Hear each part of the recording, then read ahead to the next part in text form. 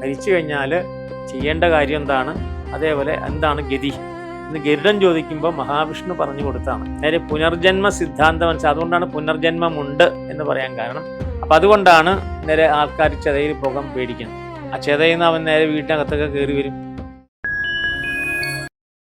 ഓം മനുഷ്യൻ്റെ ജന്മം എന്ന് പറയുമ്പോൾ അത് നേരെ നിരവധി ജന്മങ്ങൾ കഴിഞ്ഞിട്ടാണ് മനുഷ്യജന്മം കിട്ടുക എന്നാണ് പുരാണങ്ങൾ പറയും. അതാണ് നേരെ ജ്ഞാനപ്പാനയിലൊക്കെ തന്നെ പൂന്താനം പറയുന്നത് അങ്ങനെയാണ്. അത് എത്രയോ ജന്മം മലത്തിൽ കഴിഞ്ഞതും എത്രയോ ജന്മം പുഴുവായി കഴിഞ്ഞതും എത്രയോ ജന്മം മൃഗമായി കഴിഞ്ഞിട്ടാണ് അപൂർവമായിരിക്കുന്ന മനുഷ്യൻ്റെ ജന്മം കിട്ടുക എന്നാണ്. അപ്പോൾ ആ മനുഷ്യൻ്റെ ജന്മം പാഴാക്കി കളയാൻ പാടില്ല, ഈശ്വരൻ്റെ സവിധത്തിൽ വെക്കണം എന്ന് പറയും. അപ്പോൾ ഒരു ജന്മത്തിന് നേരെ ജനിച്ചുകൊണ്ടേയിരിക്കുന്നതാണ്. മനുഷ്യനിങ്ങനെ നിരന്തരം ജനിച്ചുകൊണ്ടിരിക്കും. അപ്പോൾ നേരെ ലാസ്റ്റുള്ള ജന്മമാണ് മനുഷ്യൻ്റെ ജന്മം. അപ്പോൾ മനുഷ്യജന്മം കിട്ടിക്കഴിഞ്ഞാൽ പിന്നെ നമ്മൾ ശ്രമിക്കേണ്ടത് ജന്മമില്ലാത്ത ഒരവസ്ഥയ്ക്ക് വേണ്ടി ശ്രമിക്കണമെന്നാണ്. അപ്പോൾ ജന്മമില്ലാത്ത ഒരവസ്ഥയ്ക്ക് വേണ്ടിയിട്ട് ശ്രമിക്കാനാണ് മനുഷ്യൻ ശ്രമിക്കേണ്ടത്. അപ്പോൾ നമ്മൾ ജനിച്ചാൽ മരിക്കണം, മരിച്ചാൽ ജനിക്കണം. അതാണ് ഭൂമിയുടെ കണക്കനുസരിച്ചിട്ട്. അപ്പോൾ നമ്മൾ ചെയ്ത കർമ്മത്തിൻ്റെ ഫലമായിട്ടാണ് അടുത്ത ജന്മം നമുക്ക് കിട്ടുക എന്ന് പറയും. അല്ലെങ്കിൽ കഴിഞ്ഞ ജന്മത്തിൽ നമ്മൾ ചെയ്ത കർമ്മത്തിൻ്റെ ഫലമായിട്ടാണ് ഈ ജന്മം നമുക്ക് കിട്ടുന്നത് എന്നാണ് പൊതുവിൽ പറയുന്നത്. അപ്പോൾ വീണ്ടും ജന്മം ജനിച്ചുകൊണ്ടിരിക്കും. അപ്പോൾ ജന്മമില്ലാത്ത ഒരവസ്ഥ എന്ന് പറയുന്നതിനാണ് മോക്ഷം എന്ന് പറയാൻ. അപ്പോൾ ആ മോക്ഷം എന്ന് പറയാൻ പിന്നെ ജന്മമില്ല, പിന്നെ അത് നേരെ ഈ പ്രപഞ്ചത്തിലങ്ങളിൽ ലയിച്ചു കഴിഞ്ഞു, പിന്നെ അതിന് തിരിച്ചു വരവില്ല എന്നാണ്. അതിനാണ് വൈകുണ്ഠപ്രാപ്തി, സായുജ്യ പൂജ ഒക്കെ സാധാരണഗതി ചെയ്യും. സായുജ്യ പൂജ എന്ന് പറയും. വിഷ്ണുപാദത്തിലൂടെ നേരെ സായുജ്യം കിട്ടിയ പിന്നെ വീണ്ടും പുനർജന്മം ഉണ്ടാവും, പിന്നെ രണ്ടാമത് ജനിക്കില്ല എന്നൊക്കെ പറയും. അപ്പോൾ നമ്മുടെ കർമ്മവാസനകൾക്കനുസരിച്ചിട്ടാണ് നമുക്ക് ജന്മം ഉണ്ടാവുക. അപ്പോൾ കഴിഞ്ഞ ജന്മത്തിൽ നമ്മൾ ചെയ്തായിരിക്കുന്ന കർമ്മങ്ങളുടെ വാസന എന്ന് പറയുമ്പോൾ ഗന്ധം നടത്തില്ല, അതിൻ്റെ ആ തുടർച്ച അനുസരിച്ചിട്ടാണ് ഈ ജന്മം നമുക്ക് ജന്മം കിട്ടുക എന്നാണ്. അപ്പോൾ അതിൽ നമുക്ക് പെട്ടെന്ന് മനസ്സിലാക്കാനായുള്ള കാര്യം എന്ന് പറഞ്ഞാൽ, നമ്മൾ സാധാരണഗതിക്ക് നേരെ ഈ ബ്രാഹ്മണനായിട്ട് ഈ ജന്മത്തിൽ ജനിച്ചു. പക്ഷേ ബ്രാഹ്മണ കർമ്മങ്ങളൊന്നും ചെയ്യില്ല, പൂജാകർമ്മങ്ങളൊന്നും ചെയ്യാതെ ആൾ നേരെ വേറെ വല്ല കർമ്മങ്ങളൊക്കെ ചെയ്തു കഴിഞ്ഞാൽ കഴിഞ്ഞ ജന്മത്തിൽ അയാൾ ആ തരത്തിലുള്ള ജോലിക്കാരനായിരുന്നു എന്ന് കണക്കാക്കണം. അത് ആ വാസന നമ്മുടെ പിന്തുടരും എന്നാണ് പറയുക. അതുകൊണ്ടാണ് സാധാരണഗതിയിൽ നമുക്ക് കാണാൻ സാധിക്കും, നേരെ സാധാരണ ക്ഷേത്രങ്ങളിലൊക്കെ മാല കെട്ടുന്നത് നേരെ വാര്യർ സ്ത്രീകൾ, അതേപോലെ നമ്പ്യാർ, ഇങ്ങനെയുള്ള വിഭാഗമാണ്. പക്ഷേ അതിനേക്കാൾ ഭംഗിയായിട്ട് മറ്റ് കുലത്തിൽ ജനിച്ചവർ ഇതിങ്ങനെ കെട്ടണതായിട്ട് കാണാൻ സാധിക്കും. അതേപോലെ പൂജിക്കുന്നത് അപ്പോൾ ഭഗവാനെ പൂജിക്കുന്നവർക്ക്, അപ്പോൾ അതേപോലെ ഭഗവാൻ ആരാധിക്കുന്നവർ. അപ്പോൾ കഴിഞ്ഞ ജന്മത്തിൽ അവർ ആ തരത്തിലുള്ളതായിരിക്കുന്ന ജന്മമാണ് അവരെടുത്തത്. അത് കഴിഞ്ഞ് ഈ ജന്മത്തിൽ അവർക്ക് അതേപോലെയുള്ളതായിരിക്കുന്ന ആ വാസനാബലത്തിനനുസരിച്ചിട്ടാണ് നമ്മൾ അങ്ങനെ പ്രവർത്തിക്കുന്നത്.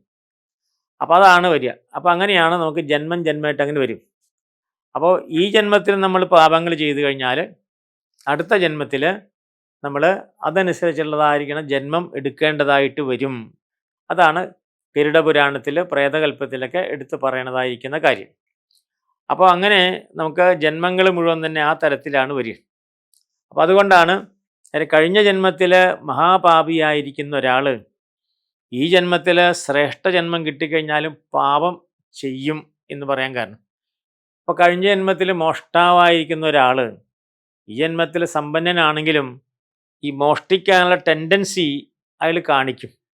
അയാൾ സമ്പന്നനായിരിക്കും, പക്ഷേ മോഷണത്തിൻ്റെ ടെൻഡൻസി, ആ ഭാവം അതിൽ നിന്ന് വിട്ടുപോകില്ല. കാരണം ഈ വാസനാബലം വരുന്നതാണ് പറയും.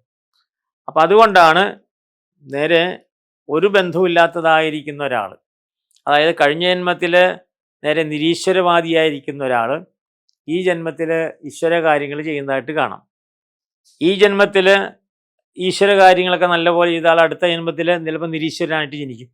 കാരണം ഈ വാസനാബലം, നമ്മുടേതായിരിക്കുന്ന വാസനാബലം എന്നാണ് അതിന് പറയാം. നമ്മൾ ചെയ്ത കർമ്മങ്ങളൊക്കെ നമ്മുടെ ശരീരത്തിൽ ഇങ്ങനെ ഒട്ടിപ്പിടിക്കുന്നതാണ്. അപ്പോൾ നമ്മൾ ഒരു ഉദാഹരണം പെട്ടെന്ന് പറയുന്ന മനസ്സിലാക്കാൻ പറ്റിയ ഉദാഹരണം എന്താണ്? നമ്മൾ ഏതെങ്കിലും തരത്തിലുള്ളതായിരിക്കുന്ന ഒരു വസ്തു എടുത്തു. ഇപ്പം കയ്യിൽ കുറച്ച് ഒരു ഹെയർ ഓയിൽ, നല്ല നല്ല ഹെയർ ഓയിൽ എടുത്തു. ആ ഹെയർ ഓയിൽ എടുക്കുമ്പോൾ കൈ മണത്ത് കഴിഞ്ഞാൽ മണം ഉണ്ടാവും. കഴുകിയാലും മണം പോവില്ല, പിന്നെയും കഴുകിയാൽ മണം പോവില്ല. പക്ഷെ നല്ലപോലെ സോപ്പിട്ട് മറിയി കുറേ കഴിയുമ്പോൾ മണം പോകും. പക്ഷെ കുറച്ച് നേരത്തേക്ക് ആ മണം ഇങ്ങനെ അവിടെ ഒട്ടിപ്പിടിക്കും. അതാണ് വാസനാബലം എന്ന് പറയാൻ കാരണം. വാസനയുടെ ബലമാണ്. അപ്പോൾ കഴിഞ്ഞ ജന്മത്തിൽ നമ്മൾ ചെയ്തതായിരിക്കുന്ന ഓരോ കർമ്മവും ഇങ്ങനെ വാസനയോടുകൂടി നമ്മുടെ ആ ആത്മാവിൽ ഇങ്ങനെ പറ്റിപ്പിടിക്കണം. ആത്മാവിന് മരണമില്ല, ആത്മാവ് ഇങ്ങനെ ജനിച്ചുകൊണ്ടേയിരിക്കും. ഈ ഇത് കഴിഞ്ഞാൽ പിന്നെ അടുത്ത സ്ഥലത്തേക്ക് പോയിക്കൊണ്ടിരിക്കും. അപ്പോൾ ആ ആത്മാവിൽ പറ്റിപ്പിടിച്ചിരിക്കുന്നതാണ് പറയാം. അപ്പം അതുകൊണ്ട് ആ ആത്മാവാണ് നേരെ മറ്റൊരു ശരീരത്തിൽ പ്രവേശിച്ചാലും കഴിഞ്ഞ ജന്മത്തിലെ വാസനാബലം കാണിക്കും. അതാണ് അതിൻ്റെ പ്രത്യേകത.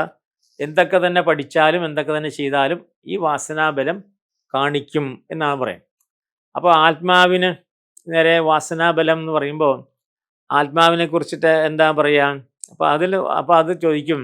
സാധാരണഗതിക്ക് നേരെ ഈ ഇങ്ങനെ വാസനാബലത്തെക്കുറിച്ചിട്ട് വിസ്തരിച്ച് പറയുമ്പോൾ അതിനെന്താണ് പറയുക? സാധാരണഗതി പറയാൻ നമുക്കിങ്ങനെ ജന്മജന്മാന്തരങ്ങൾ ഉണ്ടാവും. അപ്പോൾ ജന്മാന്തരത്തിൽ പറയുമ്പോൾ ജീവന് നേരെ 2 ഭാവങ്ങളാണുള്ളത്. അപ്പോൾ സാധാരണഗതിയിൽ നമ്മുടെ മനുഷ്യ ശരീരത്തിലെ ആത്മാവിന് 2 ഭാവമുണ്ട്. പക്ഷെ നമ്മൾ ആത്മാവിനെ ഒന്നായിട്ടാണ് കാണുന്നതെങ്കിൽ പോലും 2 ഭാവമുണ്ട്. ഒന്ന് ജീവൻ, ഒന്ന് ഈശ്വരൻ. ആ 2 ഭാവമുണ്ട്. അപ്പോൾ നമ്മൾ ഒരു മരത്തിൽ നേരെ 2 പക്ഷികൾ ഇരിക്കുന്നത് മാതിരിയാണ്. അപ്പോൾ അങ്ങനെയാണ് നേരെ ഗരുഡപുരാണത്തിലും പറയുക. അത് തന്നെയാണ് ഭാഗവതത്തിലും ഒരു ഭാഗത്ത് പറയുന്നുണ്ട്. എല്ലാ പുരാണങ്ങളിലും പറയുന്നുണ്ട്. അപ്പോൾ ഒന്ന് ജീവപക്ഷിയാണ്, ഒന്ന് ഈശ്വരപക്ഷിയാണ്. അപ്പോൾ ഈശ്വരപക്ഷി എന്ത് ചെയ്യും? ഈശ്വരപക്ഷി എല്ലാം നോക്കിക്കൊണ്ടിരിക്കും.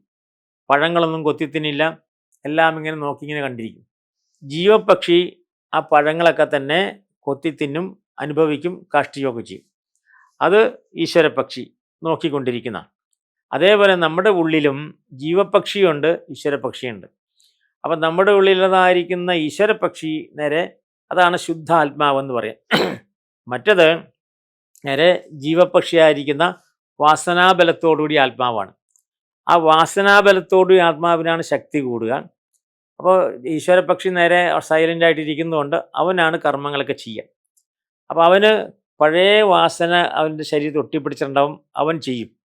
അപ്പം അതുകൊണ്ടാണ് ശ്രേഷ്ഠനായിരിക്കുന്ന ആളുകൾ, ശ്രേഷ്ഠ കുലത്തിൽ ജനിച്ച ആൾക്കാർ, അപ്പോൾ അവർ പോലും ചിലപ്പോൾ തെറ്റ് ചെയ്യുന്നതാണ്. സന്യാസി ശ്രേഷ്ഠന്മാരുണ്ട്, നിരവധി സന്യാസി ശ്രേഷ്ഠന്മാരുണ്ട്. അവർ ചെയ്യാൻ പാടില്ലാത്ത കാര്യങ്ങൾ ചെയ്യുന്നതുകൊണ്ടാണ് അവരുടെ ഉള്ളിലുള്ളതായിരിക്കുന്ന ആ ജീവൻ, ആ ജീവപക്ഷി അവരെ കൊണ്ടങ്ങനെ ചെയ്യിക്കുന്നതാണ്. പക്ഷേ ഈശ്വരപക്ഷി നേരെ അവിടെ തന്നെ നിൽപ്പുണ്ട്. പക്ഷേ ജീവപക്ഷിയാണ് കർമ്മം ചെയ്യുക. അതാണ് അജാമിളൻ്റെ കഥയിലും അങ്ങനെയാണ്. അജാമിളൻ ബ്രാഹ്മണനായിരുന്നെങ്കിലും പൂർവ്വജന്മത്തിൽ അജാമിളൻ്റെ ഉള്ളിലുള്ളതായിരിക്കുന്ന ആ ജീവപക്ഷിയുടെ ആ പ്രേരണ കൊണ്ടാണ് നേരെ വേശ്യയുടെ അടുത്ത് പോയതും പിന്നെ വേശ്യയുടെ നേരം മുഴുകിപ്പോയതും. അജാമിളൻ ഇതെല്ലാം പഠിച്ചതൊക്കെ ആളാണ്. പക്ഷേ ജീവപക്ഷിയുടെ വാസനാബലം കൊണ്ട്, കഴിഞ്ഞ ജന്മത്തിലെ വാസനാബലം കൊണ്ടാണ് അങ്ങനെ സംഭവിക്കാൻ കാരണം. അപ്പോൾ അതാണ് നമ്മൾ മുന്നോട്ട് പോകുക. അപ്പോൾ ഈ ജീവപക്ഷി ഇല്ലാതായിക്കഴിഞ്ഞാൽ മാത്രമേ ഈ ഈശ്വരപക്ഷിക്ക് ഈശ്വരനോട് ചേരാനായിട്ട് പറ്റുള്ളൂ, ഭഗവാനായിട്ട് ചേരാൻ പറ്റുള്ളൂ. അപ്പോൾ ജീവപക്ഷി എങ്ങനെയാണ് ഇല്ലാതാകുക? അതിന് അതിശക്തമായിരിക്കുന്ന ഈശ്വര ആരാധന കൊണ്ട് ഈശ്വരപക്ഷിക്ക് ശക്തി കൂടുതൽ കൊണ്ടാക്കണം. ഈശ്വരപക്ഷി ശക്തി കുറവാണ്, അതിങ്ങനെ മിണ്ടാതിരിക്കുകയുള്ളൂ. ജീവപക്ഷിയുടെ ശക്തി കുറയ്ക്കണം. അതിന് നേരെ നാമജപത്തെ കൊണ്ടും ആരാധന കൊണ്ടും ഭഗവത് അനുഗ്രഹം കൊണ്ടും ഈശ്വരപക്ഷി ശക്തി പ്രാപിച്ചാൽ എന്താവും? ജീവപക്ഷി താനെ കൊഴിഞ്ഞങ്ങോട്ട് വീഴും. അപ്പോൾ ഈശ്വരപക്ഷിക്ക് മോക്ഷം കിട്ടുന്നതാണ്. അപ്പോൾ അത് രണ്ടും നേരെ ഇങ്ങനെ ചേർന്നിരിക്കുന്നതാണ്. അപ്പോൾ ഈ ഈശ്വരപക്ഷിയെ വലിച്ചഴയ്ക്കുന്നതൊക്കെ തന്നെ ജീവപക്ഷിയാണ്. അപ്പോൾ അതുകൊണ്ടാണ് രണ്ടും ഒട്ടിപ്പിടിച്ചിരിക്കുന്നതാണ്. അപ്പോൾ ജീവപക്ഷി ചെയ്യുന്ന എല്ലാ കർമ്മങ്ങൾക്കും ഈശ്വരപക്ഷിയും കൂടിയിട്ട് സാക്ഷിയായിട്ടിരിക്കേണ്ടതായിട്ട് വരും. അതാണ് വാസനാബലം എന്ന് പറയുന്നത്. അതുകൊണ്ടാണ് കഴിഞ്ഞ ജന്മത്തിലെ കാര്യങ്ങൾ നമ്മൾ അറിയാതെ ചിലപ്പോൾ ചെയ്യും. അപ്പോൾ അതങ്ങനെയുള്ള ഉദാഹരണങ്ങളൊക്കെ ഉണ്ട്. സംഗീതം പഠിക്കാത്തതായിരിക്കുന്ന ആൾക്കാർ പാട്ട് പാടും. അപ്പോൾ നമ്മൾ സിനിമയിലൊക്കെ കണ്ടതാണല്ലോ. അപ്പോൾ നമ്മൾ ഇപ്പോൾ മണിച്ചിത്രത്താഴ് എന്നുള്ള സിനിമയിൽ അത് പറയുന്നുണ്ട്. കാരണം ഒരു ബാധ ഇങ്ങോട്ട് കയറി വന്നതാണ്. അപ്പോൾ അതുകൊണ്ട് പാട്ട് പഠിക്കാത്ത ആൾക്കാർ പാട്ട് പഠിക്കാൻ ഡാൻസ് ചെയ്യാൻ പറഞ്ഞാൽ ഡാൻസൊക്കെ ചെയ്യും. അപ്പോൾ അത് വാസനാബലം ചില സമയത്താണ് കയറി വരിക. അപ്പോൾ ആ സാഹചര്യം അനുസരിച്ചിട്ടാണ്. അപ്പോൾ കക്കാനുള്ള സാഹചര്യം കിട്ടുമ്പോൾ കഴിഞ്ഞ ജന്മത്തിൽ കള്ളനായിരിക്കുന്ന ആളുടെ ജീവപക്ഷി ഇതിലുണ്ടെങ്കിൽ അവൻ നേരെ ആ സാഹചര്യം കിട്ടുമ്പോൾ കിട്ടും. സാഹചര്യത്തിൻ്റെ ബലത്തിലാണ് ജീവപക്ഷിയുടെ പ്രവൃത്തികളുള്ളത്. അപ്പോൾ അതുകൊണ്ടാണ് അങ്ങനെയുള്ള സാഹചര്യങ്ങൾ ഒഴിവാക്കണം എന്നാണ് പുരാണങ്ങളിൽ പറയുക. അപ്പോൾ അതിനാണ് നമ്മൾ സത്സംഗം പറയുക. അപ്പോൾ നമ്മുടെ ഉള്ളിൽ നേരെ ഒരു ചീത്ത അംശമുണ്ട്, ഒരു നല്ല അംശമുണ്ട്. നല്ല അംശത്തിന് ശക്തി കിട്ടണം, ചീത്ത അംശത്തെ ഇല്ലാതാക്കണം എന്ന് വേണം സത്തുക്കളുടെ കൂട്ടത്തിൽ പോകണമെന്നാണ്. അപ്പോൾ ഇപ്പോൾ ഈ ജന്മത്തിൽ നല്ലതായിരിക്കുന്ന ഒരാൾ, എല്ലാ കാര്യങ്ങളൊക്കെ അറിയാം, എല്ലാ കാര്യമുണ്ട്, ഈശ്വര ആരാധകനാണ്, എല്ലാം കാര്യമുണ്ട്. പക്ഷേ മദ്യപന്മാരുടെ കൂട്ടത്തിൽ അറിയാതെ പോകുമ്പോൾ ആളറിയാതെ മദ്യം കഴിക്കുന്നത് എന്തുകൊണ്ടാണ്? കഴിഞ്ഞ ജന്മത്തിൽ അയാൾ മദ്യപനായിരുന്നു, ആ വാസനാബലമുണ്ട്. സാഹചര്യം വന്നപ്പോൾ ആൾ അങ്ങോട്ട് ചെയ്തു എന്നാണ്. അപ്പോൾ ആ സാഹചര്യം ഒഴിവാക്കലാണ് ആ വാസനാബലത്തെ ഇല്ലാതാക്കാനുള്ള ഏക മാർഗം എന്നാണ്. അതിനാണ് സത്സംഗം, പുരാണ ശ്രവണം, പുരാണ പാരായണം എന്നൊക്കെ പറയാനുള്ള കാരണം. അപ്പോൾ അതുകൊണ്ടാണ് നേരെ പുനർജന്മ സിദ്ധാന്തം മനസ്സിലാക്കുക. അതുകൊണ്ടാണ് പുനർജന്മമുണ്ട് എന്ന് പറയാൻ കാരണം. പുനർജന്മ സിദ്ധാന്തം അനുസരിച്ചിട്ടാണ് നേരെ ഓരോരുത്തർ ഓരോ കർമ്മങ്ങൾ ചെയ്യാം. അപ്പോൾ അങ്ങനെയാണ്.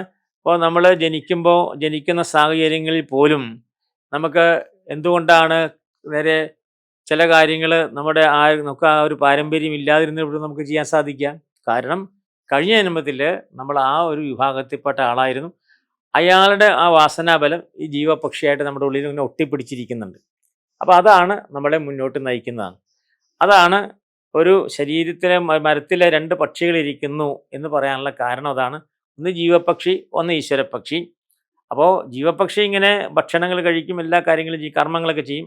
ഈശ്വരപക്ഷി നോക്കിയിരിക്കും. അപ്പോൾ ആ ജീവപക്ഷിയെ ഇല്ലാതാക്കലാണ്. അതാണ് നേരെ പുനർജന്മ സിദ്ധാന്തം എന്ന് പറയാം.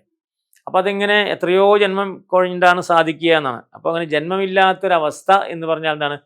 വീണ്ടും നേരെ ഇല്ലാതിരിക്കുന്ന അവസ്ഥ. ഇപ്പോൾ ഉദാഹരണത്തിന് ശാസ്ത്രീയമായിട്ട് അതിനെ പറയുന്ന സമയത്ത് 2 കാര്യങ്ങൾ, ആറ്റങ്ങൾ കൂടുമ്പോഴാണല്ലോ ഒരു കോമ്പൗണ്ട് ഉണ്ടാകുക.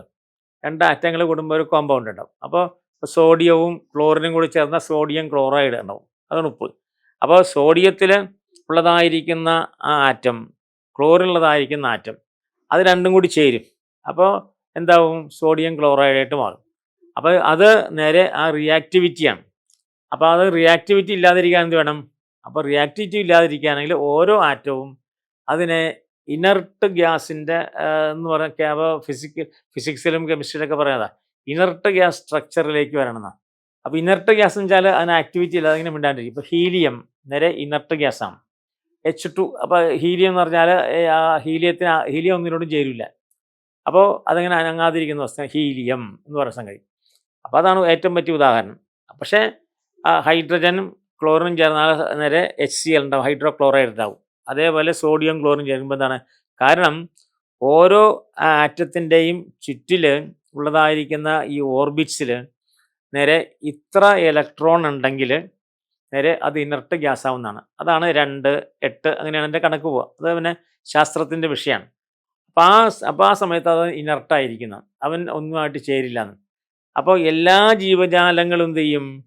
ഇനർട്ട് ഗ്യാസിലേക്ക് ചേരാൻ വേണ്ടിയിട്ടാണ് ഈ കോമ്പിനേഷനൊക്കെ ഉണ്ടാകുന്നത്. അങ്ങനെയാണ് കെമിസ്ട്രി പറയുന്നത്, അല്ലെങ്കിൽ ഫിസിക്സ് പറയുന്നത്. അതേപോലെ തന്നെ നമ്മൾ ശ്രമിക്കേണ്ടതും ഒക്കെ എന്താണ്?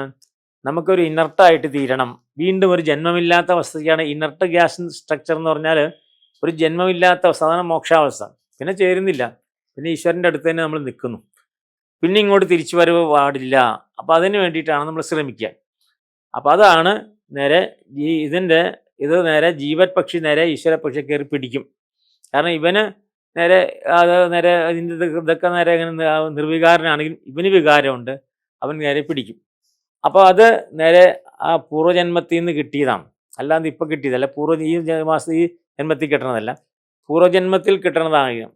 അങ്ങനെയാണ് പണ്ഡിതന്മാരൊക്കെ തന്നെ, ശാസ്ത്രകാരന്മാരൊക്കെ തന്നെ പൂർവ്വജന്മത്തിലെ വാസനാബലം കൊണ്ടാണ് ഈ ജന്മത്തിൽ അങ്ങനെ ആകുന്നത്.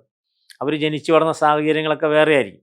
അപ്പോൾ തീരെ ജനിച്ചു വളർന്ന സാഹചര്യങ്ങളൊക്കെ മോശമാണെങ്കിൽ പോലും ഒരു സമയമാകുമ്പോൾ അവർ നേരെ ഏറ്റവും ശ്രേഷ്ഠമായിരിക്കുന്ന അവസ്ഥയിലേക്ക് വരുന്നതാണ്. ആ സാഹചര്യം അനുകൂലമാകുമ്പോൾ ആ കർമ്മവാസന അവനെ കയറി ബലമായിട്ട് പിടിക്കും, അവൻ അതിലേക്ക് തന്നെ തിരിച്ചു പോകും. അതാണ് നേരെ പുനർജന്മ സിദ്ധാന്തമായിട്ട് പറയും. അതുകൊണ്ടാണ് ഇന്ന പാപം ചെയ്താൽ ഇന്നതായിട്ട് ജനിക്കും എന്ന് ഗരുഡ പുരാണം പറയുന്നു. ഉദാഹരണത്തിന് നമ്മൾ ഈ ജന്മത്തിൽ നേരെ സൽക്കർമ്മങ്ങൾ ചെയ്തില്ലെങ്കിൽ നമ്മൾ എന്തു ചെയ്യും? അടുത്ത ജന്മത്തിൽ എന്തായും? മുടന്തനായിട്ട് ജനിക്കും എന്നാണ് പറയാം. അപ്പോൾ ഒരാളെ നമ്മൾ നിരപരാധികളായിരിക്കുന്ന ജന്തുക്കളെ, പട്ടി, പൂച്ച, വെറുതെ റൊട്ടി കൂടി പോകുന്ന പട്ടിയാണ്. കടിക്കാൻ വന്ന പട്ടിയുടെ കാര്യമല്ല പറയുന്നത്. ഒരു പട്ടി അങ്ങനെ പോകുന്ന സമയത്ത് അതിൻ്റെ കാലിലേക്ക് എറിഞ്ഞു. അപ്പോൾ കാലൊടിഞ്ഞു, ഞൊണ്ടി പോയി. അപ്പോൾ അടുത്ത ജന്മത്തിൽ എന്താവും? നമ്മളാ ചെയ്ത കർമ്മത്തിൻ്റെ ഫലം നമ്മളെ പിന്തുടർന്നിട്ട് നമ്മൾ ഉടന്തനായിട്ട് ജനിക്കുന്നതാണ് പറയുന്നത്. അപ്പോൾ അതേപോലെ ഈ ഒരാൾ നേരെ ഏത് തരത്തിലാണിപ്പോൾ ഈ ക്ഷൗരവൃത്തി ചെയ്യുന്നതായിട്ട് ജനിക്കും. ക്ഷൗരക്കാരനൊരു തൊഴിലാണ്. പക്ഷേ ക്ഷൗരവൃത്തി പണ്ട് കാലത്തൊക്കെ രണ്ടാം തരം പൗരന്മാരായിട്ടാണ് കണക്കാക്കുക. അതെന്തുകൊണ്ടാണ് എന്ന് പറയുന്ന സമയത്താണ് അതേപോലെ തന്നെ ഈ ക്ഷൗരപ്പണിക്കാരനായിട്ടും അതേപോലെ ചെരുപ്പ് കുത്തിയായിട്ടൊക്കെ ജനിക്കും എന്നൊക്കെ ഗരുഡപുരാണം പറയുന്നത്. കാരണം വെച്ചാൽ പുണ്യസ്ഥലങ്ങളിലൊക്കെ തന്നെ ഈ തീർത്ഥപ്രതിഗ്രാഹി എന്നൊരു വാക്കുണ്ട്. തീർത്ഥപ്രതിഗ്രാഹി എന്ന് പറയും. പുണ്യസ്ഥലങ്ങളായിരിക്കുന്ന കാശി, അതേപോലെയുള്ളതായിരിക്കുന്ന ഗയ, അവിടെയൊക്കെ കർമ്മങ്ങൾ ചെയ്യാൻ വന്ന ഭക്തന്മാരോട് കണക്ക് പറഞ്ഞിട്ട് പണം വാങ്ങുന്ന ആൾക്കാരൊക്കെ തന്നെ അടുത്ത ജന്മത്തിൽ അവർ ക്ഷുരകന്മാരായിട്ടൊക്കെ ജനിക്കും എന്നാണ് പുരാണം പറയുക. അപ്പോൾ അവർ ആ സമയത്ത് ഉത്തമ ബ്രാഹ്മണന്മാരാണ്. കാശിയിലൊക്കെ ഉത്തമ ബ്രാഹ്മണന്മാരാണ്. അപ്പോൾ കർമ്മം ചെയ്യിക്കാനായിട്ട് കണക്ക് പറഞ്ഞു കാശും. കണക്ക് പറഞ്ഞിട്ട് കാശ് കണക്ക് കൊടുത്തില്ലെങ്കിലോ അവർ കർമ്മം തെറ്റിച്ചങ്ങോട്ട് ചെയ്യും. എളുപ്പത്തിൽ ഷോർട്ട് കട്ടിലങ്ങ് ചെയ്യും. അപ്പോൾ അവരൊക്കെ അടുത്ത ജന്മത്തിൽ ഇതായിട്ട് ചെയ്യും. അപ്പോൾ ചെയ്ത കർമ്മത്തിൻ്റെ ഫലമായിട്ടാണ് നമുക്കൊരു ഫലം കിട്ടുക എന്നാണ്. അപ്പോൾ അതാണ് നേരെ പുരാണത്തിൽ പറയാം. അപ്പം അങ്ങനെ ഓരോ കർമ്മങ്ങൾ ചെയ്യുമ്പോൾ അതനുസരിച്ചിട്ട് അതിൻ്റെ ഫലം നമുക്ക് കിട്ടും. അപ്പോൾ നേരെ ഈ ജന്മത്തിൽ നമ്മൾ പിടിച്ചു പറയും മറ്റൊരുത്തൻ്റെ സ്വത്ത് കട്ടെടുത്തു എന്ന് വെച്ചോളൂ. ആ കട്ടെടുത്തു കഴിഞ്ഞാൽ അടുത്ത ജന്മത്തിൽ നമുക്ക് ആ ഫലം കിട്ടും. അങ്ങനെയാണ് സ്വർഗ നരകങ്ങളിലേക്ക് നമ്മൾ പോവുക എന്നാണ് പറയാം. ഇപ്പോൾ കണ്ണ് കാണാത്തന്നെ ഒരു തന്നെ വഴിതെറ്റിച്ചു കൊണ്ടുപോയി കഴിഞ്ഞാൽ അടുത്ത ജന്മത്തിൽ നമ്മൾ അന്ധനായിട്ട് ജനിക്കും. അതൊരു ജന്മമല്ല, 7 ജന്മം അന്ധനായിട്ട് ജനിക്കുന്നതാണ് പറയാം. അതേപോലെ ചെവി കേൾക്കാത്തതിനെ പറ്റിയിട്ട് കുറ്റം പറഞ്ഞ് അവൻ കേൾക്കില്ല. അപ്പോൾ ചെവി കേൾക്കാത്തവനെ പറ്റിയിട്ട് മറ്റൊരാളുടെ കുറ്റം പറഞ്ഞു കഴിഞ്ഞാൽ നമ്മൾ നേരെ ചെകിടനായിട്ട് ജനിക്കുന്നതാണ് 7 ജന്മത്തിൽ. അപ്പോൾ ഏത് കർമ്മമാണോ നമ്മൾ ചെയ്തത് അതേ കർമ്മത്തിൽ നമ്മൾ ജനിക്കേണ്ടതായിട്ട് വരും എന്നാണ് ഈ പുരാണങ്ങളൊക്കെ പറയുക. അതാണ് ഗരുഡപുരാണത്തിൽ നേരെ പ്രേതകൽപ്പത്തിൽ എടുത്തു പറയാം. പ്രേതകൽപ്പത്തിൽ നേരെ നമ്മുടെ ആ ജീവൻ വെടിഞ്ഞു കഴിഞ്ഞാൽ ആത്മാവുണ്ട്. ആത്മാവിൽ നമ്മുടെ നമ്മൾ അപ്പോൾ മരിച്ചു കഴിഞ്ഞാൽ പിന്നെ മനുഷ്യൻ പിന്നെ എന്താ ഗതി എന്ന് ചോദിച്ചാൽ ചോദിക്കുന്ന ആൾക്കാരുണ്ട്. മരിച്ചു കഴിഞ്ഞാൽ പിന്നെ ശരീരം അങ്ങോട്ട് പോയില്ലേ എന്ന് ചോദിക്കും. കത്തിച്ച് കളഞ്ഞാൽ എല്ലാം കഴിഞ്ഞില്ല. കത്തിച്ച് കഴിഞ്ഞാൽ എന്താണ്? മനുഷ്യൻ്റെ ഉള്ളിൽ 2 ശരീരം ഉണ്ടെന്ന് ഞാൻ നേരത്തെ പറഞ്ഞു. ഒന്ന് ജീവപക്ഷി, ഒന്ന് ഈശ്വരപക്ഷി. ഈശ്വരപക്ഷി നേരെ കത്തിച്ചു കഴിഞ്ഞാൽ നേരെ ആകാശത്തിലേക്ക് അങ്ങ് പൊങ്ങിപ്പോകും. ജീവപക്ഷി അവിടെ ഉണ്ടാവും. അപ്പോൾ ആ ജീവപക്ഷി എന്ന് പറഞ്ഞതായിരിക്കണം ജീവാത്മാവ്. അപ്പോൾ ആ മനുഷ്യൻ്റെ ശരീരത്തിലുള്ള ജീവൻ, ആ ജീവനാണ് ആ ജീവനെ നമ്മൾ എന്ത് ചെയ്യണം? ശുദ്ധമാക്കിയിട്ട് മേൽപോട്ട് വിടണമെന്നാണ്. അപ്പോൾ ഒരു ഭാഗം നേരെ മേൽപോട്ട് പോയി കഴിഞ്ഞിരിക്കുന്നു. ഇവനെ ശുദ്ധമാക്കിയിട്ട് നേരെ മോക്ഷത്തിലേക്ക് അയക്കണം, വിഷ്ണുവിൻ്റെ സമീപത്തേക്ക് അയക്കാൻ എന്ത് ചെയ്യും? അതിനാണ് നമ്മൾ അവരെ കൂട്ടിക്കൊണ്ടുവരുന്നതാണ്. അപ്പോൾ കത്തിച്ച് ചിത കഴിഞ്ഞാൽ ചിതയിൽ നിന്ന് അസ്ഥി നമ്മൾ പെറുക്കിക്കൊണ്ടുവരും. ചാരമൊക്കെ കൊണ്ടുവന്നിട്ട് പുണ്യനദിയിലൊക്കെ കഴുകിക്കളയും. എന്നിട്ട് അസ്ഥി സൂക്ഷിച്ചു വയ്ക്കും. അപ്പോൾ അത് കഴിഞ്ഞിട്ടാണ് സഞ്ചയനാദി കർമ്മങ്ങളൊക്കെ ചെയ്യുന്ന സമയത്ത് ദിവസേന നമ്മൾ ഈ ബലി നടത്തും. അപ്പോൾ ബലി നടത്തുമ്പോൾ എന്താണ്? ബലി നടത്തുമ്പോൾ ചിതയിൽ നിന്ന് ആ ആത്മാവിനെ നേരെ ഇങ്ങോട്ട് ആനയിച്ചിട്ട് എന്ത് ചെയ്യും? അവിടെയുള്ളതായിരിക്കുന്ന ആ ഒരു കല്ലിലേക്ക് നേരെ ആവാഹിച്ചു വയ്ക്കും. പിന്നെ അവിടെയാണ് കർമ്മങ്ങൾ ചെയ്യുക. അവന് ഭക്ഷണം കൊടുക്കണം എന്നാണ്. കാരണം അവന് ഭക്ഷണം വേണം. ഭക്ഷണം കൊടുത്തിട്ട് പിന്നെ നേരെ ഉത്തമ വൃക്ഷത്തിലേക്ക് കയറ്റി വയ്ക്കുന്നതാണ് സങ്കല്പം. ഉത്തമ വൃക്ഷത്തിൻ്റെ പ്ലാവ്, മാവ് അതിൽ പെടില്ല. പ്ലാവ് നല്ലതായിരിക്കുന്ന വൃക്ഷങ്ങളിലേക്ക് കയറ്റി വയ്ക്കും. എന്നിട്ട് പിന്നെ ദിവസം വീണ്ടും കൊണ്ടുവരും. അങ്ങനെ 10 ദിവസത്തെ കർമ്മങ്ങളാണുള്ളത്. 10 ദിവസത്തെ കർമ്മം കഴിയുമ്പോഴാണ് അവൻ നേരെ ശുദ്ധനായിട്ട് തീരും. അപ്പോൾ അവന് എല്ലാ കർമ്മബന്ധങ്ങളും വിട്ടു എന്നാണ്. വീട്ടിലായിട്ട് കർമ്മങ്ങളും. അപ്പോൾ ആ 10ാമത്തെ ദിവസം കഴിയുമ്പോഴാണ് അവൻ സായുജ്യ പൂജ നടത്തുകയാണ്. കാരണം ഈ വീട്ടിൽ ജനിച്ചതായിരിക്കുന്ന ഒരാൾക്ക്, നമ്മുടെ വീട്ടിൽ ഒരാൾ ജനിച്ചു കഴിഞ്ഞാൽ അയാൾക്ക് ആ വീട് വിട്ടു പോകാനായിട്ട് മടിയുണ്ടാവും. പ്രത്യേകിച്ച് സമയത്തിന് മുമ്പ് മരിച്ച ആൾക്കാർ, വയസ്സായി കഴിഞ്ഞവരുടെ കാര്യം വേറെ. അപ്പോൾ അത് പോവില്ല. മറ്റേ ഈശ്വരപക്ഷി ആകുന്നതായിരിക്കുന്നത് നേരെ പൊക്കിളയും. മറ്റേത് ഈ ചെതയുടെ സമീപത്തുണ്ടാവുന്നതാണ്. അപ്പം അതുകൊണ്ടാണ് നേരെ ആൾക്കാർ ചെതയിൽ പോകാൻ പേടിക്കുന്നത്. ആ ചെതയിൽ നിന്ന് അവൻ നേരെ വീടിനകത്തൊക്കെ കയറി വരും. അതുകൊണ്ട് മരിച്ചിട്ട് കർമ്മം ചെയ്തില്ലെങ്കിൽ അവൻ നേരെ ദുരാത്മാവായിട്ട് മാറും. പ്രേതമായിട്ട് മാറിയിട്ട് വീടിൻ്റെ അകത്ത് കയറും. അതേപോലെ തന്നെ ഗർഭമുള്ള ആൾക്കാരത്ത് പ്രവേശിച്ചാലും ഗർഭം അലസിപ്പോകും. കുട്ടികളുണ്ടാവില്ല. ആൾക്കാർ പേടി സ്വപ്നം കാണും.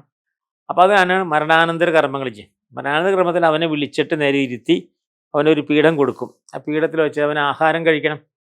കാരണം അവന് ഭക്ഷണം എന്താണ്? ആഹാരം കൊടുക്കണം. കാരണം നമ്മുടെ മനുഷ്യൻ്റെ ഒരു ദിവസം എന്ന് പറയുന്നത് ഈ പ്രേതത്തിൻ്റെ ഒരു നേരാണ്. അപ്പോൾ ദിവസത്തിൽ ഒരു നേരം ആഹാരം കൊടുക്കണം എന്ന്. നമ്മൾ 3 നേരം ആഹാരം കഴിക്കും. അപ്പോൾ അവന് ഒരു നേരം ആഹാരം കൊടുക്കും. അപ്പോൾ അതുകൊണ്ടാണ് ഒരു പ്രാവശ്യം കർമ്മം ചെയ്യും. അപ്പം പിന്നെ അത് 10ാമത്തെ ദിവസം കഴിയുമ്പോൾ അവന് പിന്നെ നടക്കാനുള്ള ശക്തി കിട്ടുമെന്നാണ് പറയും. അപ്പോൾ ഈ ഓരോ ദിവസത്തെ ആഹാരം കൊണ്ട് അവന് കൈ വരും, കാല് വരും. കാരണം പ്രേതത്തിന് നേരെ കൈയും കാലൊന്നുമില്ല, നടക്കണം. അപ്പോൾ കൈയും കാലൊക്കെ വരും. അപ്പോൾ ശക്തി ഉണ്ടായിക്കഴിയും. ശക്തി ഉണ്ടാക്കി 10ാമത്തെ ദിവസം നേരെ ഈ യമഭടന്മാർ വന്നിങ്ങനെ കൂട്ടിക്കൊണ്ടുപോകുന്നതാണ് സങ്കല്പം. അതാണ് 10ാമത്തെ ദിവസം അവന് വീട് വിട്ട് പോകുകയാണ്. അപ്പോൾ സങ്കടം ഉണ്ടാവും കുറച്ച്, എന്നാലും അവന് എല്ലാ ആൾക്കാരെയും കാണണമെന്ന് ആഗ്രഹമുണ്ട്. അതാണ് നമ്മുടെ ഈ മരണാനന്തരം അടിയന്തരം നടത്തുക. അവൻ്റെ ബന്ധുക്കളെയും നാട്ടുകാരെയൊക്കെ വിളിച്ച് സദ്യയൊക്കെ കൊടുക്കും. അപ്പോൾ എല്ലാവരും ഇങ്ങനെ വന്ന് കാണുമ്പോൾ അവന് സന്തോഷമായി. പഴയ ആൾക്കാരെയൊക്കെ കണ്ട് സന്തോഷിച്ചിട്ട് അവർക്ക് നന്നായിട്ട് ഭക്ഷണം കഴിച്ചു. എന്നിട്ട് അവൻ നേരെ പതുക്കെ യമഭടന്മാരുടെ കൂടെ, അതായത് യമലോകത്തിലുള്ള ആ ഭടന്മാരുടെ കൂടെ പുറകെ ഇങ്ങനെ നടക്കും. അപ്പോൾ അങ്ങനെ നടക്കുന്നതായിട്ടാണ് വിധി പറയുക. അപ്പോൾ അങ്ങനെ നടന്ന് കുറേ കഴിയുമ്പോൾ അവൻ നേരെ ഇങ്ങനെ വല്ലാണ്ട് തളർന്നു പോകും. അപ്പോൾ ആ സമയത്ത് അവൻ പറയും, എനിക്ക് ഇത്തിരി വെള്ളം കുടിക്കാൻ വേണമെന്ന് പറയും. അപ്പോൾ നേരെ യമഭടന്മാർ ചോദിക്കും, വെള്ളം ഞാൻ തന്നേനെ, പക്ഷെ എന്താണ്, നീ ദാഹിച്ച് വലഞ്ഞ ഒരാൾക്ക് നേരെ വെള്ളം കൊടുത്തിട്ടില്ല എന്നാണ്. ഒരാൾ ദാഹിച്ചിട്ട് ഇത്തിരി വെള്ളം തരുമെന്ന് ചോദിക്കുമ്പോൾ, ഇല്ലാതെ എനിക്ക് കുടിക്കാനുള്ള വെള്ളമാണെന്ന് പറഞ്ഞിട്ട് നേരെ കുപ്പിയിൽ വെള്ളം മാറ്റി വെച്ചാൽ അതുകൊണ്ട് നിനക്ക് വെള്ളം തരില്ല എന്ന് പറയും. കൊടുത്തു കഴിഞ്ഞാലോ അവന് ഇഷ്ടം പോലെ വെള്ളം കുടിക്കാം. പിന്നെ വിശക്കുമ്പോൾ ആഹാരം കൊടുക്കുമ്പോൾ, നീ വിശന്ന് വലഞ്ഞ ഒരാൾക്കാർ നേരെ എന്തെങ്കിലും തരുമോ എന്ന് പറയുമ്പോൾ ഇവിടെ ഒന്നും ഇല്ല എന്ന് പറഞ്ഞു വിടുന്ന ആൾക്കാരുണ്ട്. അപ്പോൾ അതുകൊണ്ട് ഭക്ഷണം കൊടുക്കില്ല. നേരെ മറിച്ച് അതിഥികൾ വരുമ്പോൾ അന്നം കൊടുത്ത ആൾക്കാർക്ക് ധാരാളം ഭക്ഷണം കൊടുക്കും. അങ്ങനെ നടന്നിട്ടാണ് നേരെ അതേതാണ്ട് അങ്ങനെ നടന്ന് എത്തുമ്പോൾ വൈതരണി എന്നൊരു നദിയുണ്ടെന്നാണ് പറയും. വൈതരണി നദി അതിൻ്റെ ഇക്കരെ എത്തും. വൈതരണി നദിയുടെ ഇക്കരെ എത്തിക്കഴിയുമ്പോൾ അപ്പോഴേക്കും ഇങ്ങനെ നടന്ന് ഓരോരോ ഇതായിട്ട് കടന്നു വരും. വൈതരണി നദിയുടെ ഇക്കരത്ത് ആ കടത്ത് കിടക്കാനായിട്ടൊരു കടവഞ്ചിയുണ്ട്. അപ്പോൾ കടത്തൂലി കൊടുക്കണം. അപ്പോൾ എന്താണ് കടത്തൂലി എന്ന് ചോദിക്കും. കടത്തൂലി എന്ന് പറഞ്ഞാൽ പൈസ അല്ല, നേരെ മറിച്ച് നേരെ നമ്മൾ ചെയ്യുന്ന സൽക്കർമ്മങ്ങളാണ് കടത്തൂലി. ഇപ്പം നാമജപം, അപ്പം നാമം ജപിച്ചിട്ടുണ്ടോ, നാമം ജപം നടത്തിയിട്ടുണ്ടോ, വീട്ടിൽ ഒരാളെ കൊണ്ട് വിളിച്ച് നാമം ജപിച്ചാൽ മതി.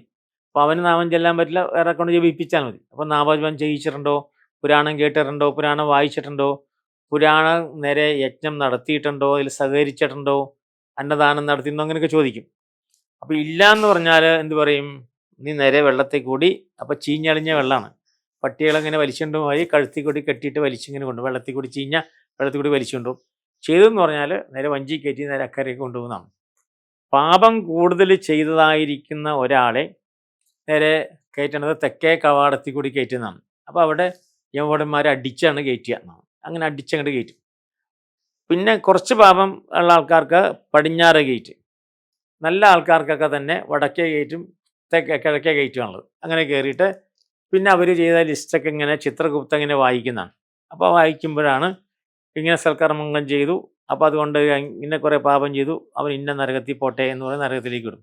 പിന്നെ നരകത്തിൽ കിടന്ന് യാതന അനുഭവിച്ചിട്ട് വീണ്ടും ജനിക്കണം. എന്നിട്ടാണ് വരിക.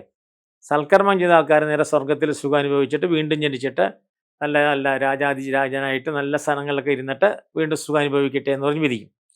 അപ്പം അങ്ങനെയാണ് യമലോകത്തിലെ കാര്യം എന്നാണ്. അപ്പം അങ്ങനെയാണ് നമ്മൾ നേരെ എത്തുക. അപ്പോൾ അതിനാണ് നമ്മൾ 1 വർഷം എന്ന് പറയാം. അപ്പോൾ 1 വർഷം കൊണ്ടാണ് ഈ പുഴ കടന്നിട്ട് യമലോകത്തിലെത്തുക എന്നാണ്. പിതൃലോകത്ത്, അതാണ് പിതൃലോകം എന്ന് പറഞ്ഞത്. യമലോകം വെച്ചാൽ പിതൃലോകമാണ്, പിതൃക്കളുടെ ലോകത്തിലെത്തും. അപ്പോൾ അവിടെ എത്തിക്കഴിഞ്ഞാലാണ് നമ്മൾ പിതൃായിട്ട് മാറുള്ളൂ. അതുവരെ പിതൃ അല്ല. അപ്പോൾ മരിച്ചു കഴിഞ്ഞാൽ 1ാമത്തെ മാസം, അപ്പോൾ അതാണ് മാസിക ശ്രാദ്ധം. അതുകൊണ്ടാണ്. അപ്പോൾ നമ്മുടെ ഒരു ദിവസമാണ് അവൻ്റെ ഒരു മാസം എന്ന് പറയാം. അപ്പോൾ നമ്മൾ ദിവസേന ഭക്ഷണം കഴിക്കുന്നു, അവന് നേരെ ഭക്ഷണം കൊടുക്കണം ഒരു ദിവസേന. അപ്പോൾ 12 മാസം കൊണ്ട്, അതാണ് അത് സാധാരണഗതിയിൽ ബ്രാഹ്മണ സമൂഹത്തിൽ നിർബന്ധമാണ് മാസിക ശ്രാദ്ധം എന്ന് പറയും. അപ്പോൾ മാസിക ശ്രാദ്ധം, ചിലർ പാക്ഷിക ശ്രാദ്ധം വരെ നടത്തും. പക്ഷെ എന്ന് വെച്ചാൽ നമ്മുടെ ഒരു പകലാണ് അവർക്കൊരു 15 ദിവസം കണക്കാക്കും, പാക്ഷിക ശ്രാദ്ധം. അപ്പോൾ അങ്ങനെ 12 മാസത്തെ ആ ശ്രാദ്ധം നടത്തി കഴിയുമ്പോഴാണ് അവർ നേരെ പിതൃക്കളുടെ കൂട്ടത്തിലേക്ക് വരിക. പിന്നെ പിതൃക്കളുടെ കൂട്ടത്തിൽ അവർക്ക് ഇങ്ങനെ കർമ്മം ചെയ്ത് അവരുടെ എല്ലാ കർമ്മഫലങ്ങളും അനുഭവിച്ച് കഴിയുമ്പോൾ അവർക്ക് മോക്ഷപ്രാപ്തി കിട്ടുന്നതാണ്. അല്ലാണ്ട് വെറുതെ പെട്ടെന്ന് നേരെ 1 വർഷത്തെ ആണ്ടശ്രാദ്ധം നടത്തുമ്പോൾ സായുജ്യ പൂജ നടത്തിയാൽ അവർക്ക് നേരെ മോക്ഷമൊന്നും കിട്ടില്ല. പിതൃലോകത്തിലെത്തി പിതൃക്കളുമായിട്ട് ചേരണം. പിന്നെ അമാവാസിക്കൊക്കെ തന്നെ നമ്മൾ പിതൃപൂജ ചെയ്യുമ്പോൾ അവരെ നേരെ കൂട്ടിക്കൊണ്ടുവരുന്നതാണ്. അപ്പോൾ അങ്ങനെയാണ് നേരെ അത് ചെയ്തു പോവുക. അപ്പോൾ അതാണ് നേരെ പ്രേതകൽപ്പത്തിൽ പറയാം. അവസാനം ഇതൊക്കെ തന്നെ നരകങ്ങളൊക്കെ ഇല്ലാതിരിക്കാൻ വേണ്ടിയിട്ട് നേരെ ജീവിച്ചിരിക്കുന്ന കാലത്ത് സൽക്കർമ്മങ്ങൾ ചെയ്യണം, നേരെ ഈശ്വരനെ ഭജിക്കണം, വിഷ്ണുവിനെ ഭജിക്കണം എന്നാണ് ആ ഗരുഡപുരാണത്തിൽ പറയുന്നത് പ്രേതകൽപ്പത്തിൻ്റെ പ്രത്യേകത. അപ്പോൾ ഓരോ പ്രേതകൽപ്പത്തിൻ്റെ അപ്പോൾ അത് തുടങ്ങിയ ഇന്ന വിധികൾ ചെയ്യണം എന്നാണ് പറയുന്നത്. അപ്പോൾ ഇത് ചെയ്യാത്തിടത്തോളം കാലം അവനിങ്ങനെ പ്രേതമായിട്ട് അലഞ്ഞുകൊണ്ടിരിക്കണം. അപ്പോൾ പ്രേതം എന്ന് പറഞ്ഞാൽ നേരെ ആദ്യം പ്രേതാകും. പ്രേതം വെച്ചാലും മരണം കഴിഞ്ഞ ആളെന്ന് അർത്ഥമുള്ളൂ. മരിച്ചവൻ്റെ പേരാണ് പ്രേതം എന്ന് പറയും. പിന്നെ പ്രേതത്തിങ്ങനെ പ്രേതത്തിന് കർമ്മമൊന്നും ചെയ്താൽ അലഞ്ഞു തിരിഞ്ഞ് നടക്കുമ്പോൾ എന്താവും, അവനത് നേരെ അവൻ്റെ ഭാവം മാറും, അവൻ ഭൂതമായിട്ട് മാറും. ആ ഭൂതമായിട്ട് മാറുമ്പോൾ അവനിങ്ങനെ ചലനശക്തിയൊക്കെ ഉണ്ടാവും. ഇങ്ങനെ കാറ്റായിട്ടും വെളിച്ചമൊക്കെ ആയിട്ട് ഇങ്ങനെ വരും. വീട്ടിനകത്ത് വിളക്ക് കത്തിക്കുമ്പോൾ വിളക്ക് കെടുത്തി കളയും ഒക്കെ ചെയ്യും. അത് ഭൂതമാവും. പിന്നെ അതും കഴിഞ്ഞ് കുറച്ച് കഴിഞ്ഞിട്ട് പിന്നെയും ആരും വന്ന് അവന് വേണ്ടിയിട്ട് അവരെ മൈൻഡ് ചെയ്യാനുള്ള കർമ്മങ്ങൾ ചെയ്തില്ലെങ്കിൽ എന്ത് വരും, പിന്നെ അവൻ പതുക്കെ നേരെ ഇതായിട്ട് മാറും, പിശാചായിട്ട് മാറും. പിശാചായിട്ട് മാറുമ്പോഴാണ് ആൾക്കാർ പേടിപ്പിക്കുക അവൻ. അപ്പോൾ അവന് പേടിപ്പിക്കാനുള്ള ശക്തി വരും. പിന്നെയാണ് രക്ഷസായിട്ട് മാറും. അപ്പോൾ അവനാണ് ചോര കുടിക്കുക എന്നൊക്കെ പറയുന്നത് രക്ഷസുകളാണ്. അപ്പോൾ അതുകൊണ്ടാണ് മരിച്ചു കഴിഞ്ഞാൽ ഉടനെ കർമ്മം ചെയ്യണം. കർമ്മം ചെയ്തില്ലെങ്കിൽ പ്രേതം, ഭൂതം, പിശാച്, പിന്നെ രക്ഷസ് ആ ഭാവത്തിലേക്ക് മാറും. അപ്പോൾ അങ്ങനെയാണ് ഒരു ബബ്രുവാഹനൻ എന്നൊരാളുടെ കഥ പറയാം. ബബ്രുവാഹനൻ എന്നുള്ള ബ്രാഹ്മണന് വേണ്ടി കർമ്മം ചെയ്യാൻ ആരും ഉണ്ടായില്ല. അവസാനം ഒരു വഴിയാത്രക്കാരൻ മരത്തിൻ്റെ കൂടെ പോകുമ്പോൾ അയാൾ പേടിപ്പിച്ചു, അയാൾ ഭൂതായി. അപ്പോൾ പറഞ്ഞു, നേരെ എന്നെക്കാരും കർമ്മം ചെയ്യില്ല, അതാണ് ഞാൻ ഇങ്ങനെ ആയിരുന്നു. അപ്പോൾ ഞാൻ കർമ്മം ചെയ്യാമെന്ന് പറഞ്ഞിട്ട് ആ വഴിപോക്കൻ അയാൾക്ക് വേണ്ടി കർമ്മം ചെയ്തു. 12 കർമ്മങ്ങളായ വാർഷിക ശ്രാദ്ധം മുഴുവൻ നടത്തി. വാർഷിക ശ്രാദ്ധം നടത്തിയാൽ മതി. വാർഷിക ശ്രാദ്ധം നടത്തി അപ്പോൾ അയാൾക്ക് നേരെ പിതൃലോകത്തിലേക്ക് എത്തിച്ചേർന്നു എന്നാണ് പറയുന്നത്. അപ്പോൾ ആ മക്കൾ കർമ്മം ചെയ്തില്ലെങ്കിലും ആരെങ്കിലും കർമ്മം ചെയ്താൽ മതി. സ്നേഹിതന്മാരോ നാട്ടുകാരോ ആര് കർമ്മം ചെയ്താലും ഇല്ല. മരിച്ച ആത്മാവിന് വേണ്ടി ആരെങ്കിലും കർമ്മം ചെയ്താൽ മതി. കർമ്മം ചെയ്യണം എന്നാണ്. കർമ്മം ചെയ്താലേ അവൻ പ്രേതം തിന്ന അവസ്ഥയിൽ നിന്ന് നേരെ നല്ല അവസ്ഥയിലേക്ക് വരും. ഇല്ലെങ്കിൽ ഇങ്ങനെ മാറി മാറി മാറി രക്ഷസായിട്ട് മാറും. അതാണ് ചില ആൾക്കാർക്ക് കണ്ട് കർമ്മം ചെയ്യാത്തതായിരിക്കും, ഒരു കർമ്മം ചെയ്യാത്തതായിരിക്കും ആൾക്കാരൊക്കെ രക്ഷസായിട്ട് മാറുമ്പോഴാണ് പിടിച്ചുകൊണ്ട് രക്ഷസിന് വയ്ക്കുക. ബ്രാഹ്മണനാണെങ്കിൽ രക്ഷസ് എന്ന് വിളിക്കും, അല്ലെങ്കിൽ വേറെ രക്ഷസ് എന്ന് പറയും. അപ്പോൾ അത് ചോര കുടിക്കുന്നതാണ് അങ്ങനെ പറ സങ്കല്പം. അതാണ് കാരണം കർമ്മം ചെയ്യാതെ കുറേ നാളിങ്ങനെ കിടക്കണം, നരകിച്ചിങ്ങനെ കിടക്കണം. അപ്പോൾ ആ പ്രതികാരം മുഴുവൻ അവൻ്റെ മനസ്സിലുണ്ടാവും. അപ്പോൾ ഇതാണ് നേരെ പ്രേതകൽപ്പത്തിലെ പറയുന്നത്. അപ്പോൾ ഇത് പുരാണത്തിലെ ഗരുഡപുരാണത്തിലാണിത് വിസ്തരിച്ചത്. കാരണം ഇതൊക്കെ ഗരുഡ ഭഗവാൻ മഹാവിഷ്ണുവിനോട് ചോദിച്ചാൽ അതാണ് ഗരുഡപുരാണം എന്ന് പറയാൻ കാരണം. ഈ എല്ലാ കഥകളും ഇപ്പോൾ കുറേ കഥകളൊക്കെ കേട്ട് കഴിഞ്ഞപ്പോൾ ഗരുഡൻ ചോദിക്കാം, മരണാനന്തര കർമ്മം മരിച്ചു കഴിഞ്ഞാൽ ചെയ്യേണ്ട കാര്യം എന്താണ്, അതേപോലെ എന്താണ് ഗതി എന്ന് ഗരുഡൻ ചോദിക്കുമ്പോൾ മഹാവിഷ്ണു പറഞ്ഞു കൊടുത്താണ്. അതാണ് പ്രേതകൽപ്പം. അത് ഗരുഡപുരാണത്തിൻ്റെ അവസാനത്തെ 15 അധ്യായങ്ങളാണ്. ബാക്കി 95 അധ്യായങ്ങളിൽ കഥകളാണുള്ളത്, ഈശ്വര കഥകൾ മാത്രമാണുള്ളത്.